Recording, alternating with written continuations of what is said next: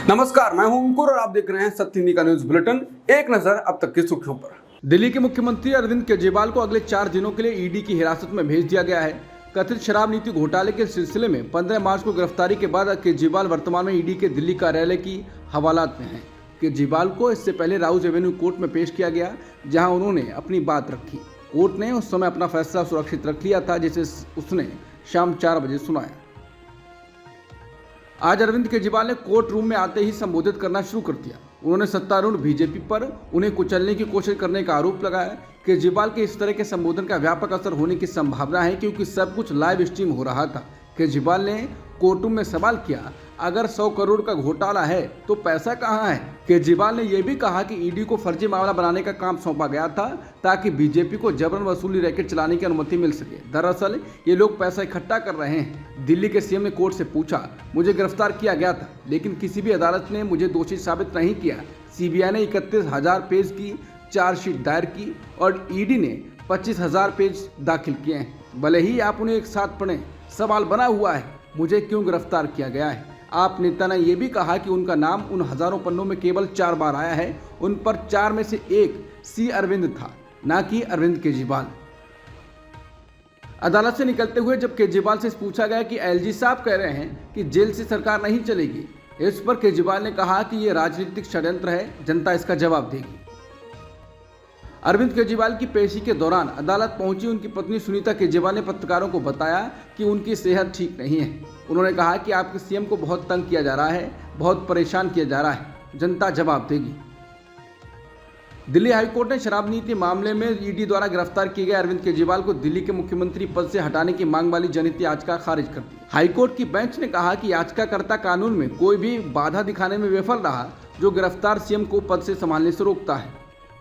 शराब नीति घोटाला मामले में दिल्ली के मुख्यमंत्री अरविंद केजरीवाल की गिरफ्तारी पर अमेरिकी टिप्पणी और इसके जवाब में भारत द्वारा एक अमेरिकी राजनयिक को तलब करने के बाद अमेरिका ने फिर से इस पर टिप्पणी की है।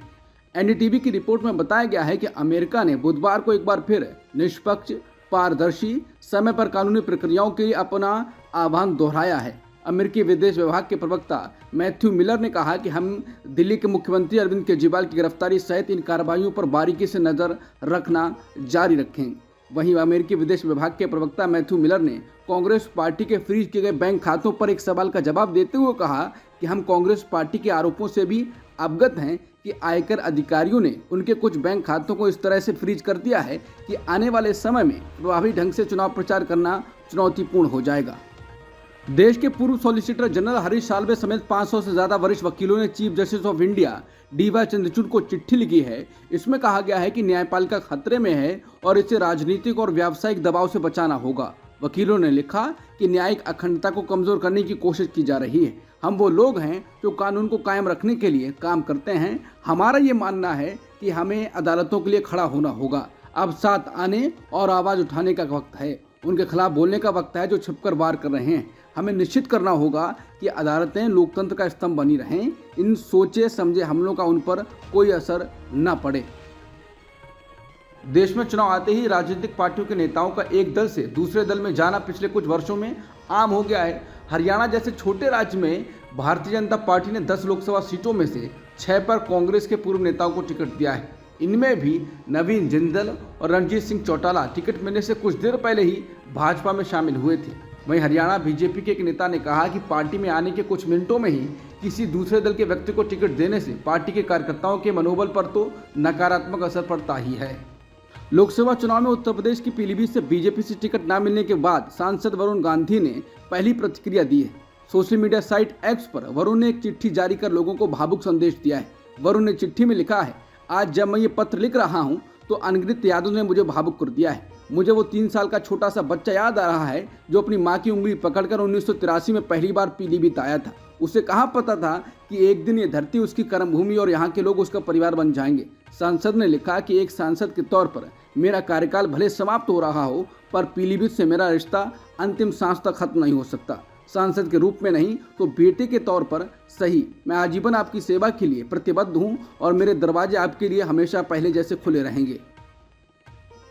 केंद्रीय वित्त मंत्री निर्मला सीतारमण ने बुधवार को कहा कि उन्होंने लोकसभा चुनाव नहीं लड़ने का फैसला किया है। निर्मला सीतारमण ने कहा कि चुनाव लड़ने के लिए उनके पास पैसों की कमी है और आंध्र प्रदेश, तमिलनाडु जैसे दक्षिण के राज्यों में जीत के लिए जो मानदंड होते हैं उन पर वो खरी नहीं उतरती हैं। ऐसी अटकलें थी कि निर्मला सीतारमण आंध्र प्रदेश या तमिलनाडु से चुनाव लड़ सकती हैं। अभी ये राज्यसभा सांसद हैं।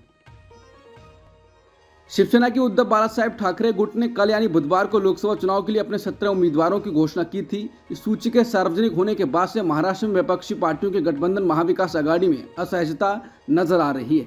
गठबंधन की सहयोगी पार्टी कांग्रेस ने सार्वजनिक तौर पर शिवसेना यूबीटी की 3 सीटों को लेकर नाराजगी जताई है।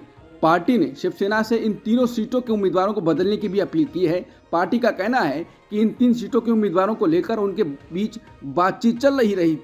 ये 3 सीटें हैं सांगली, मुंबई नॉर्थ वेस्ट और मुंबई साउथ सेंट्रल। बिहार महागठबंधन में पूर्णिया सीट को लेकर बवाल मचा है। हालांकि ये सीट कांग्रेस के खाते में नहीं गई है। अब पूर्व सांसद पप्पू यादव ने गुरुवार को कहा कि लालू यादव ने मधेपुरा से चुनाव लड़ने के लिए कहा था। मैंने मधेपुरा से चुनाव लड़ने से मना कर दिया था। पप्पू यादव ने कहा कि मैंने लालू यादव से पूर्णिया सीट के लिए बात की थी। पूर्णिया से हम कभी चुनाव नहीं हारे। बीमा भारती को सिंबल दिए जाने पर पप्पू यादव ने कहा कि हम क्या हैं, हम यादव नहीं हैं क्या एक ही यादव है और कोई यादव नहीं है। जिस वक्त वो हमको बुलाए थे उस वक्त मधेपुरा की बात की थी। कहा था कि मधेपुरा सुपौल से ले लीजिए और विलय कर लीजिए। हमने कहा था कि हम पूर्णिया के लिए आए हैं, मेरे लिए पिता की तरह हैं। मेरा भी तो घर पूर्णिया कोसी सीमांचल है। आप हमको हमारे ही घर में दफना देना चाहते हैं। कोई माँ से दुनिया में अपने बेटे को छीना है। पश्चिम बंगाल में भाजपा नेता दिलीप घोष की मुश्किलें बढ़ती हुई नजर आ रही हैं। ममता बनर्जी के खिलाफ आपत्तिजनक टिप्पणी मामले में उनके खिलाफ एफआईआर दर्ज कर ली गई है। दिलीप घोष का एक वीडियो वायरल हुआ था। इसमें वो ममता बनर्जी के पिता को लेकर सवाल उठा रहे हैं। कह रहे हैं कि ममता तय करें कि वो किसकी बेटी हैं। विदेशी मुद्रा मामले में टीएमसी नेता महुआ आज ईडी के सामने पेश नहीं होंगी। जांच एजेंसी ने उनके विदेशी मुद्रा मामले में समन भेजा था। वो ईडी के सामने हाजिर न होकर अपने निर्वाचन क्षेत्र कृष्णानगर में चुनाव प्रचार करने जा रही हैं। पूर्व सांसद ने केंद्रीय जांच एजेंसी को अपने फैसले के बारे में बता दिया है और लोकसभा चुनाव पूरा होने तक उन्हें ना बुलाने को कहा है। ईडी ने टीएमसी नेता महुआ मोइत्रा को आज पूछताछ के लिए बुलाया था। अशोका यूनिवर्सिटी ने एक बयान जारी कर कहा है कि वो अभिव्यक्ति की स्वतंत्रता का सम्मान करता है, लेकिन किसी भी व्यक्ति या समूह के खिलाफ नफरती टिप्पणी अस्वीकार्य है। यूनिवर्सिटी ने अपने बयान में लिखा, ऐसे कदम जो कैंपस के माहौल को किसी भी शख्स या समूह के लिए असहज, डरावना और असुरक्षित बनाते हैं, वो गंभीर अपराध की श्रेणी में आते हैं और विश्वविद्यालय की अनुशासनात्मक प्रक्रिया के अधीन है। विश्वविद्यालय ये सुनिश्चित करने के लिए सभी आवश्यक कदम उठाएगा जिससे कैंपस में शांति और सद्भाव भंग ना हो। विश्वविद्यालय सुनिश्चित करने के सभी आवश्यक कदम उठाएगा जिससे कैंपस में शांति और सद्भाव भंग ना हो। असल में अशोका यूनिवर्सिटी में पढ़ने वाले कुछ छात्रों का एक video social media site x पर वायरल है। इस वीडियो में छात्र जातिवादी नारे लगाते हुए सुनाई दे रहे हैं। भारतीय विदेश मंत्री एस जयशंकर ने कहा है कि इजराइल फलस्तीन के बीच जारी संघर्ष में जो भी हुआ, सही या गलत हो, तथ्य यही है कि फलस्तीनियों को उनके हक और मातृभूमि से वंचित रखा गया है। उन्होंने कहा कि 7 अक्टूबर को जो हुआ वो एक आतंकवादी हमला था। दूसरी ओर निर्दोष नागरिकों की मौत को भी कोई बर्दाश्त नहीं करेगा। जवाबी कार्रवाई करने को आप सही ठहरा सकते हैं, लेकिन कार्रवाई का ये तरीका नहीं हो सकता। जवाबी कार्रवाई अंतर्राष्ट्रीय मानवीय कानून के तहत ही की जानी चाहिए। अब तक की सुर्खियों में इतना ही। बाकी खबरों के लिए बने रहिए सत्यहिंदी.com के साथ।